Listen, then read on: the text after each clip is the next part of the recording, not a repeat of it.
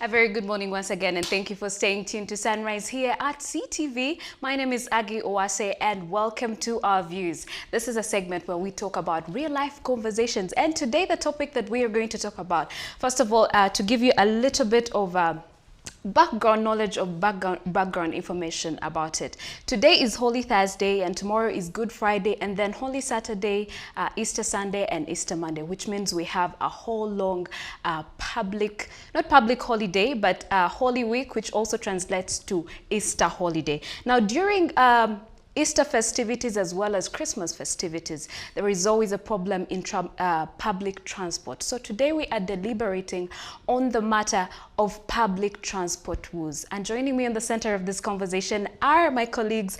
To my far left is Shivan Auma. And right next to me is Sarah Apollo. Good morning, ladies. Good morning. How are you this morning? Good.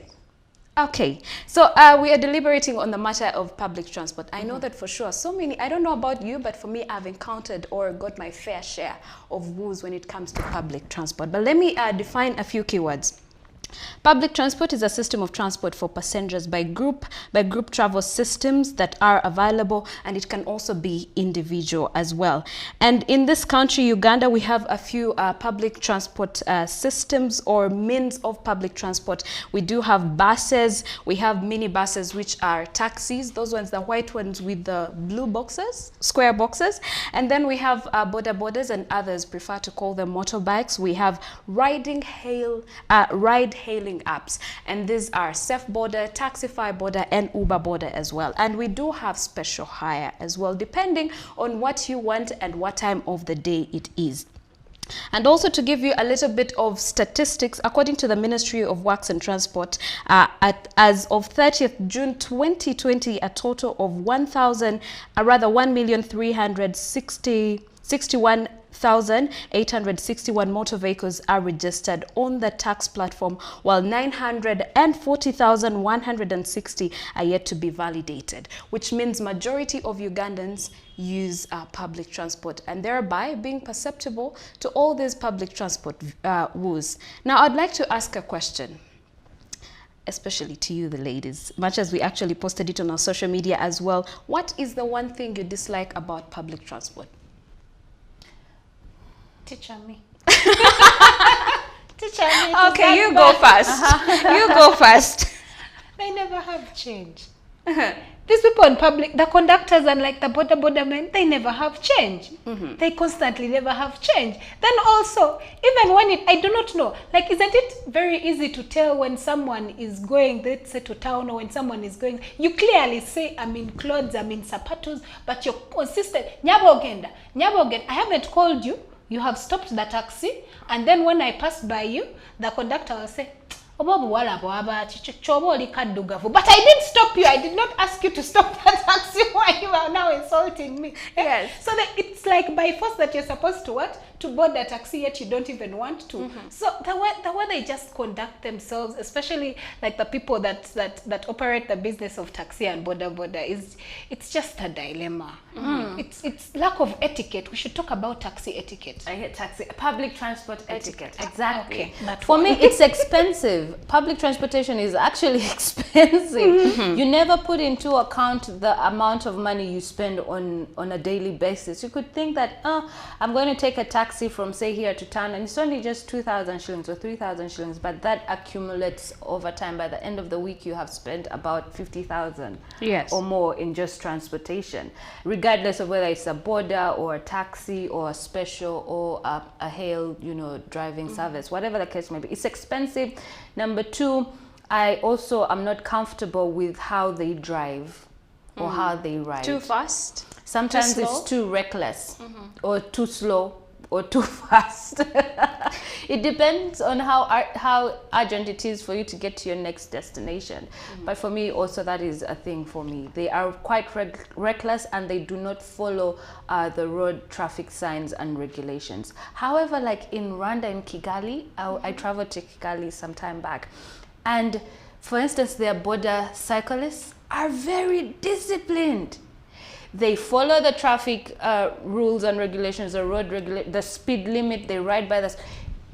everything, it is so organized. Their public transportation is so organized. While here in Kampala, yes, on a 2-lane road you'll find 5 lanes, and like, how is this even possible?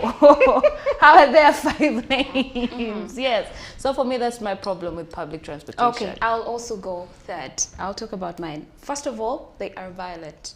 So many taxi drivers, even border drivers. I don't know if it's about the frustration. I mean, we all do have our frustrations during the day. Yeah. So you find they are very violent. Some have reached an extent of, wanting to slap you once in a while. And maybe you're just asking a question. Sebo tugendawa or tukawa. Because, I mean, you can take a taxi and then you are not going up to town, all the way to town, or you want to divert somewhere. And then you ask them politely. But they're very violent and rude. That is one of my problems with them. And then the other one is for the ride-hailing apps, especially the Uber and Taxify. It comes a time when, well, I don't know if you have experienced it, but I have experienced it firsthand. You order for it, you order for a Taxify or an Uber, you're headed somewhere, and then you get to the car, and then the driver is like, I would like us to drive off app. Very irritating and very frustrating. And you're like, the first one that did that, I actually asked them, because the estimate was about 15 to 30 to 25,000. So I asked him, how much do you want me to pay you if you want us to go off app? And he tells me 40,000. Very outrageous. Are you going to Kenya? Very outrageous. So I do have 40K. Yes, that is a lot. That is a lot of money. And then the other problem I have, especially with borders. Now, for me, I take borders a lot. First of all, they're very convenient, and yes, the other thing, they are fast. Yes. Especially in instances when there's a lot of traffic and you want to get somewhere in time. You have no option but to take a border. But they're always taking pavements. They don't respect, traffic rules. But I always tell my border guys, I'm like, slow down. If you do not want to slow down, I'll be off that border in a minute. That is what I tell them. The one time I did that, I don't understand what it is about border riders. The one time I actually, tried to advocate for my rights and said, but you know what, boss, you're taking me very fast. I'm not giving birth. At least allow me give birth to my children before I die. Yeah. Told me, so for them, it's an intimidation every time you speak English to them. And when they hear you speaking English and then you're trying to correct them, then they turn toxic. Yes. Then they say, okay, Jiveko, get off the border if you don't want to ride. Panange. I have just said slow down. I mean, we all have a right as to how we should be treated. So if I am paying you for a service and I'm telling you to slow down, then you should be able to slow down. Yes. This is the thing, how you mitigate all this kavuyo is just strike up a very brief, cordial, rapport with them before you get onto the bike when you're negotiating. That's the good thing about borders.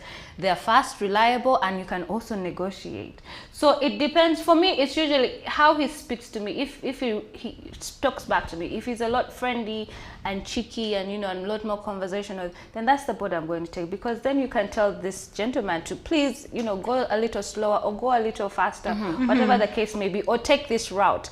But these ones who are in a rush, who are hurrying you to get on, no. Yes, and while you talk about not. that, I think, and there are days when you wake up in the morning, or maybe it could be any time of the day, and you just are not interested in talking. Maybe you've had a bad night. Oh my God. And then you get on this border and the guy is yapping, telling you about every story that they have had, I don't know, from a friend that they have read in the news, and you just want them to keep quiet. You put on your earphones.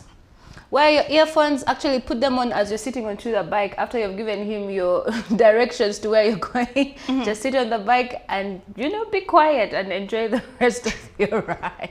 Anyway, let me give you some of the few downsides of public transport before we get into the other part of it. The first one is they are unreliable in many regions. Public transport may also be quite unreliable in some regions. Buses or trains may be late on a regular basis or may not show up at all. This happens in rural areas, remote areas. I've heard of instances or stories where people, wake up in the morning, they have a journey to take, and they are on the bus stop, and there's just one bus. And the moment you miss it, you go back home until the next day. And then the other one is delays may imply problems at work. By using public transport, you might also come to work too late quite often. This may cause serious problems, and you might even get fired at one point in time. Absolutely true. And then the other one is transportation of heavy goods may be a problem. It may be quite hard to carry heavy things around in public transport. Have you encountered any instance where you have, heavy luggage that you need to carry probably on bus or in a taxi, and they tell you this is way too much? You either have to pay for it, or we are not, Yeah, it happens a lot if you're, of course, traveling up country, because that is the only instance where that, I think, for me has happened. When you're traveling, say, up country to the village. I come from Soroti. So yeah, if your luggage costs is heavy, because sometimes they measure the bags and whatnot. Absolutely. If it surpasses a certain load, then they're going to ask you to pay more, and because why they're asking you to pay more is they're going to either arrange for your luggage to be transported with another bus, yes, or with another, car that is taking luggage specifically. So yes, but where I come from in Soroti, we also have used bicycles quite a lot, and I actually enjoy to use a bicycle. When I go to Soroti, I am not sitting on a border, because it's just, I don't know. I think because it's not something that happens here every day in Kampala. So the bicycle ride is actually quite enjoyable, and you get to, chat a bit with the person who is giving you a ride to wherever it is that you're going. But you can see how very tedious and, manually exhausting it can be for the person who is riding, because some of us are not, lightweight. We are heavy, so they have to use so much effort. But still it's enjoyable. Well, the other downside to it is higher chances of infections with diseases, and this especially we are fresh from the COVID-19 pandemic. So yes, absolutely. Right now, I hate even sitting in a taxi or on bus. I mean, no one is wearing a mask, no one is sanitizing, no one is doing anything. This one is coughing from this direction, this one is, I don't know, it's way too much. And I'm very, very scared of that. That's the reason why I take borders more often. But I would like to ask you, ladies, what are the worst experiences you have had with public transport? I got robbed one time on a border. I got robbed, actually. That was the most terrifying experience of my entire life. I did get PTSD after, because at the time when it happened, I did not react. It was just for me, it was just another thing, and I thought, it's okay, I got robbed in the middle of the night, it's okay.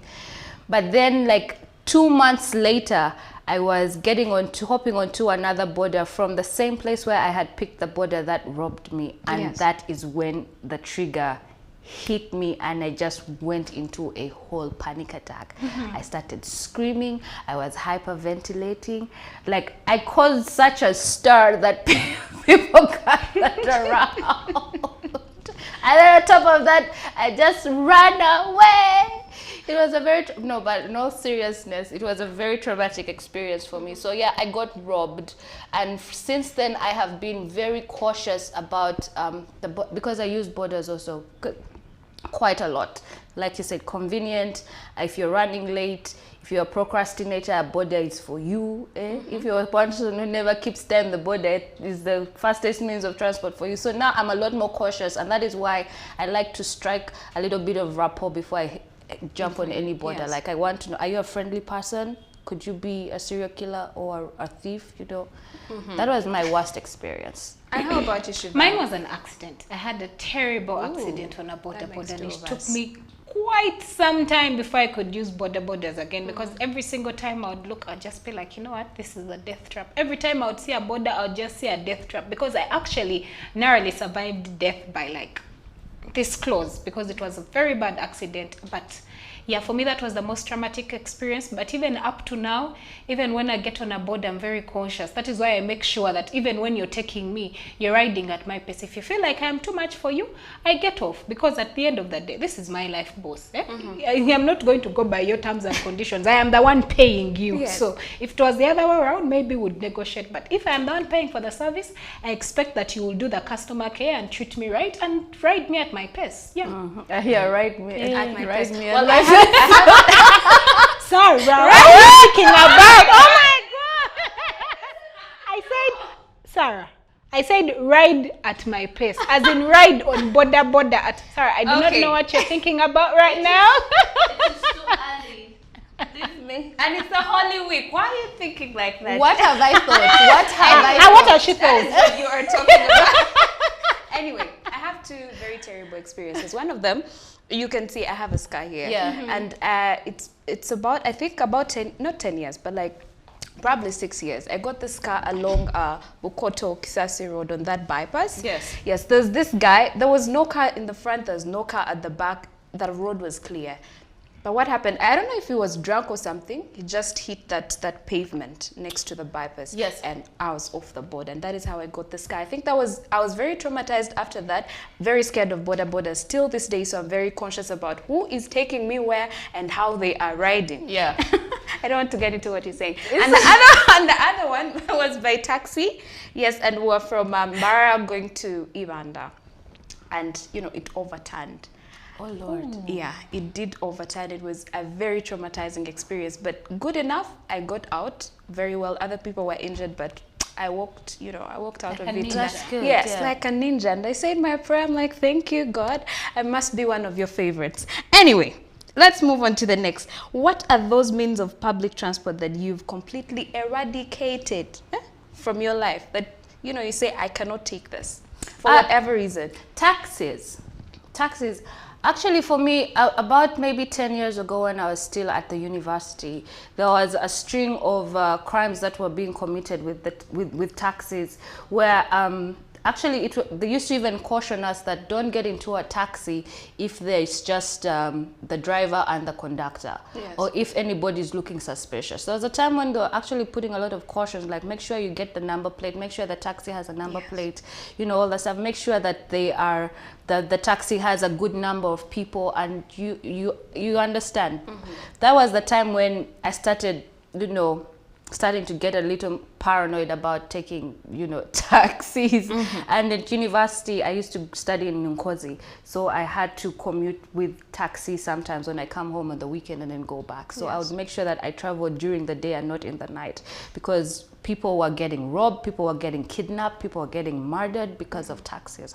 So for me, it is taxis. But, you know, once in a while, when I have the time, then I'll use a taxi, because with taxis you're not dictating the pace or the speed at which you're going to ride at, because it's about whoever is in the taxi. If there's traffic jam, you're going to stop. If they're taking a detour, you're going to have to, you know, be patient. So for me, taxis are not as convenient for me, so I don't use taxis. I either drive, or I take a border, or I even walk. Shivan? I don't think there are public transports that I have written off completely, because in this day and era, you never know when you need to get on a border. I had officially written off borders, but then I realized, I love to keep time, and sometimes I get delayed, and borders I might go to. However, I've not completely written off taxis. However, I don't use them as often. It's just very inconveniencing, because you're all gathered with people from all walks of life. I don't mean to be a bad person, or, you know, appear bougie or cliche, but I mean, you're seated in a taxi, one is sneezing, they're not covering the nose, the other one did not shower, the other, like, it's just a combination of a lot of grossiness. So I would rather just not be a part of that equation. I'm sorry, but I can't, because in a taxi you cannot avoid who gets in and who enters, who touches you and who doesn't. You know, there are people who sit and even put your arm all over you like this, and I'm like, but surely, some boss, actually reach the extent of sleeping on you if it's a long distance. Yes, like, you lean on my shoulder and then you're sleeping, and then you're touching my thigh, and then you're doing this, and then it's just fair. It's everyone. That, I mean, like that seat that is next to the driver, when the driver is, you know, trying to engage the gears and all. Most of them, I don't know if it's consciously or subconsciously, as they do it, their hand is rubbing on your shoulder. Then you're like, but boss. Then he says, now it's and you're like, but there is space. Why do you have to rub on my thighs? Yes. So for me, it's the taxi that I really avoid, because you cannot avoid who you sit with. You cannot avoid how people behave. Yes. You hear all sorts of stories. There are all sorts of scents in there. Like, I would rather sit on my border in my kafufu, and we go. But you know, one thing I liked about the taxi is that sometimes you'd get into the taxi and then there's that communal conversation, and I'm like, I'm here for this jazz. Like, I am not getting out until we find a conclusion to this conversation. Because sometimes on a day when I don't know. On a good day, you would get into a taxi and then find everybody is engrossed in a conversation that actually is relatable to everybody in there. And everybody is sharing their own opinions. And like Shivan said, you have people from different walks of life. So it's very interesting to hear how people, you know, people's rationale to the topic at hand. And I'm like, you know, I'm here for it. Let's you know, you've actually you can also make friends. Exactly. Yes, by the time you so reach your true. destination, you have made friends. It's quite interesting because about 2 weeks ago, I was actually seated in a taxi, and I did not share this with you guys, but they were actually talking about CTV, and they were talking about Sunrise at Sea. And I was so impressed to see the comments that this one I'm not saying it just for, is it social media clout? Yeah, your cloud chasing. I don't have to go viral. But actually the conversation was going on and they were talking about the programs that we have. But I think they hadn't recognized me or something. Yes. But they kept on talking about Sunrise at Sea. And you know, I like that they actually resonate with the kind of content that we are giving them. For me, that was a plus. Of course, apart from, you know, every good comment comes with like a small bad comment in there. But I was like, that one we can work on it. But yeah, I mean, you get also to understand the way people relate, the way people think. You get to actually realize that Ugandans are actually very informed about what happens in their country in regards to what we think, but they're actually very informed, you know. They'll break down the budget, they'll talk about these conversations, and you actually say, oh, there are actually people are watching CTV. Yes. So it's interesting. Now, while we talk about the downsides of, you know, public transport, you know, some of us cannot avoid public transport because so many of us don't have cars. It's like about, you know, the smallest percentage of Ugandans are the ones that own the cars. So the rest of us, we are on the other side. No, but there's actually this is the thing. The notion that because you have a car and you will not use public transportation is actually quite false, because you find yourself in a predicament sometimes when, say, you don't have fuel, or you have a flat tire, or maybe your car is at the garage is getting fixed, or maybe you're in a rush and you cannot drive because of, say, traffic jam, or maybe the road is bad, or maybe the weather is bad, and you everybody, I have seen our multi-billionaires on borders. on borders, yes. I have personally seen Sudhir Ruparelli on a border. I saw that too. You understand? Yes. So it's not to say that, oh, because they have a car, you're not going to use public. We all use borders, all of us. But you just have an added advantage of, I mean, you get to choose what to go with whenever, and depending on your schedule and And time. we have even seen our MPs, our members of parliament, our whole ministers on borders. And it's not because, and I don't like the notion that people have because you're using public transportation, you are nobody, or you are low life, or you're poor, you can't afford. It's not true. Yes. It is not true. Public transportation is convenient for all, for everybody, and everybody should use it. The people who are like, oh, you can't see me on a border, they can't see me in a taxi, or see me in a special hire, as in, calm down, sit down. Keep quiet. Okay, these are some of the upsides actually of public transport, and one of them is they are cheaper compared to using your car. If you consider not only the cost for fuel, but also the cost for repairs, maintenance, and so on, public transport will be much cheaper for every individual compared to owning a private car. The second is possibility to avoid traffic jams. Depending on the region, using public transport may also be faster compared to using your car, especially during rush hours, since there are often plenty of traffic jams in big cities like Kampala. There's when you are seated in your car driving and you just want to get out of it, park it somewhere, get on a border and go home, or walk home. And the other one, we talked about it earlier with the ladies, and the opportunity to meet new people. If you use public transport vehicles like buses or trains, well, there are no trains in Uganda. There's just one that goes all the way to Mukono, but it's not. Yeah, it's we not have the cargo train. It's a work in progress. Yes. It's a work in progress. Chances are that you will get in touch with many people over time, which is a good thing. And the other day I was talking to somebody and I told them, if you do not have anyone to vent to, especially when you have a problem, if you get on bus or in a taxi where, you know, there's big space, you can actually vent to someone. And when you get to your destination, get out and go. Exactly. Because a problem half shared is half solved. That is the thing. So yes, you can vent to someone on bus. And the other one is you might be able, no. The other one is no maintenance required from your side. Another benefit of using public transport instead of your car is that you are responsible for the maintenance at all. Oh yeah, and then I'd like us to talk about the issue of kids being on borders, especially in the morning and public. What is your take on kids taking public transport, especially in the morning on their own? On their own. For me, it's a means to an end. I'm not going to castigate any parents who put their children on a border to take them to school. I mean, it's a solution at the moment. Yes. So I think they're just doing the best that they can to ensure that their kids get to school or get to the hospital or get to that party or whatever the situation may be, wherever they're going. And I think for parents who do that, they put their children on a motorist bike who they trust. You know, your border guy. We all have a border guy. Everybody has a border guy, I think. So they use people that they trust. They don't just get some random person to put a bike on. And I have noticed a couple of times that the bikes that you see have, you know, children or minors as passengers, they are a lot more careful. Yes. You understand? But one more thing about public transportation is punctuality.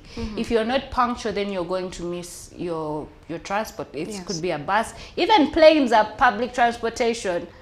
I don't know why we're not talking about it. That aeroplane you're taking is public transportation. So Anyway. don't think you have made it in life. Public transport. Okay, we did actually post this this question on our social media, and we got a few reactions. And Adams Mayambala says there are these human beings that sit and lay their arms across the seats almost around your neck as if they are seated with their girlfriends at the beach in Entebbe. Shivan did comment on that. And this one actually responded to Adam's post, and he said, "Boss, enough. Don't add more onto that. You have just mentioned, please, I beg." And this one is from Essential Worker, and he says, Kulira kasoli.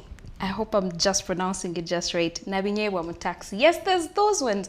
And you know, some people actually do not eat G-nuts. And you know, when someone is eating G-nuts and you don't, it's kind of irritating. And this one comes from Ramla Mago. She says that failure of users to adhere to road rules. It's crazy out here trying to move around in Kampala. And I totally agree. Well, ladies, your final remarks as we head into the Easter holiday. What are those final remarks or maybe words of advice that you would love to give to drivers of public transportation? For me, to the drivers, they should follow, of course, the road regulations and rules. But to the passengers, if you're traveling up country, at least you share with your neighbor, okay? If you're there venting to them your problems and you buy your chicken there at Namawojolo, share. It won't hurt. Yes, share.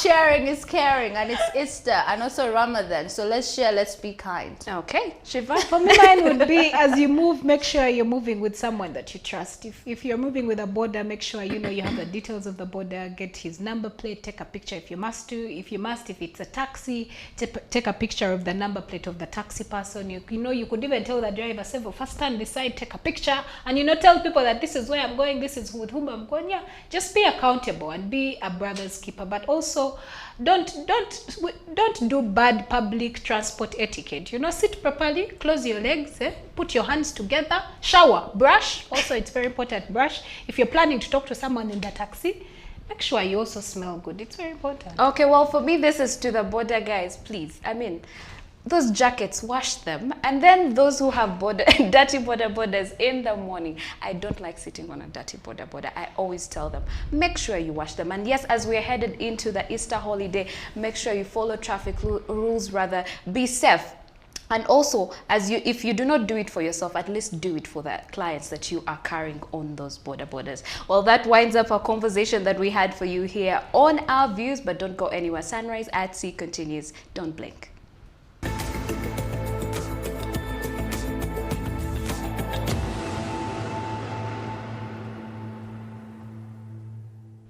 Well, as the saying goes, all good things must come to an end. Today is Holy Thursday, tomorrow is Good Friday, and Sunday is Easter Sunday. Thank you so much for being a part of Sunrise at Sea right from the hour of 7 a.m. up until now. If you missed any segment while watching Sunrise at Sea, worry not, because later on all the different segments will be uploaded to our YouTube channel, that is at CTV Uganda, but also the different conversations that we have had continue on our Twitter platform still, that is at CTV Uganda. Otherwise, from the ladies and I, and of course special thanks to the team behind the scenes, we truly appreciate. Cheers and happy Holy Thursday.